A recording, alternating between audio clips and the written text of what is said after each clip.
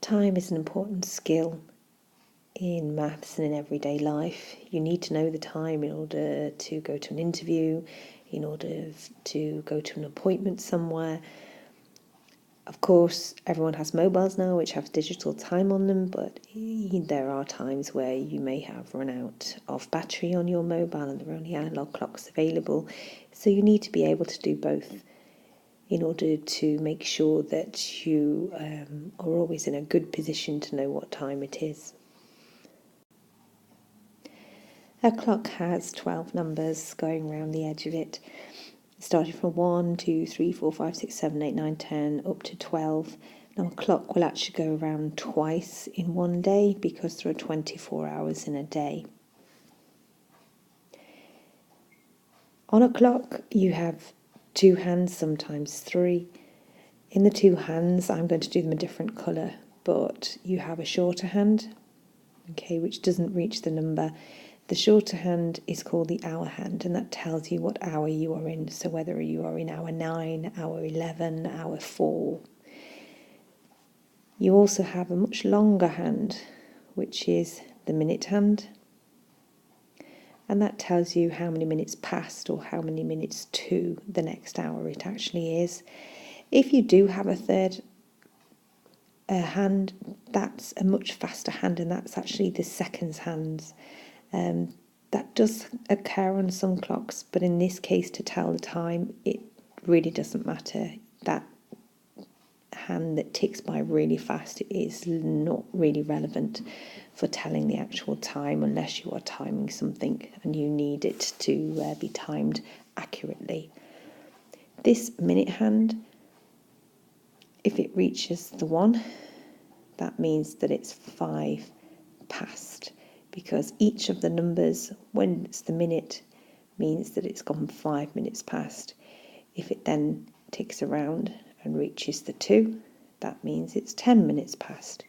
If it reaches the 3, that means 15 minutes past. The 4 is 20 minutes past. If it reaches the 5, it's 25 minutes past. If it reaches the 6, that means it's 30 minutes past, also known as half past because it's halfway past the clock. Number 7 is 35 minutes past. Number 8 is 40 minutes past. Number 9 is 45 minutes past, or it can be known as 3/4 of an hour past, or it can also be known as 1/4 because there are only a quarter of the clock to go. Number 10 is 50. Number 11 is 55 minutes. And when you get back to the 12, that means 60 minutes has gone by, which is the same as it being the next hour, so the next o'clock. If we needed to tell the time on this clock, we would see that we were in the hour 8, because if you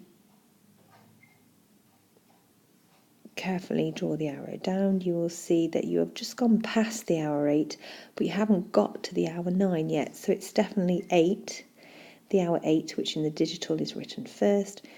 And then the minute hand means that you have gone 2 past the o'clock. So if each of the numbers stands for 5 minutes, that means that it's gone to 5 past, and we're now at 10 past, which on a digital is written as 10. If you want to tell the time on this clock, we would see, first of all, look at the hour hand. Well, it's getting towards the 11, so it's to the hour. So because it's not quite at the 11 yet, that means that we're still in hour number 10 if we write it as digital.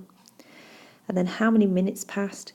Well, we would then look to see how many times we've jumped round. So there's 5 minutes, 10 minutes, 15, 20, 25, 30, 35, 40, 45 minutes past the hour. This can also be known as 1/4 because if you split a clock up into 4 equal pieces, you can see that this is a quarter, which is why we say it can be 1/4 past once it reaches the 3 here. This is another quarter, which 2/4 are the same as a half, which we're halfway around the clock, which is why when you get to the 6 it can be known as half past.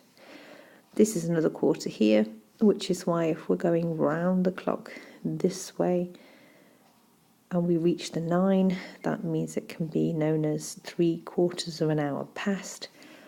But also because there is just 1/4 an hour to go here, that's why it can also be known as 1/4 As a final example, if we look at this, if we look at the hour first and write it as digital, we could see that we are at the 12. If we then look at the minute hand, we can see that it's at the 1. So if we start at the 12 and move round, it's only move round one number. One number is known as 5 minutes, so therefore it's 5 minutes past.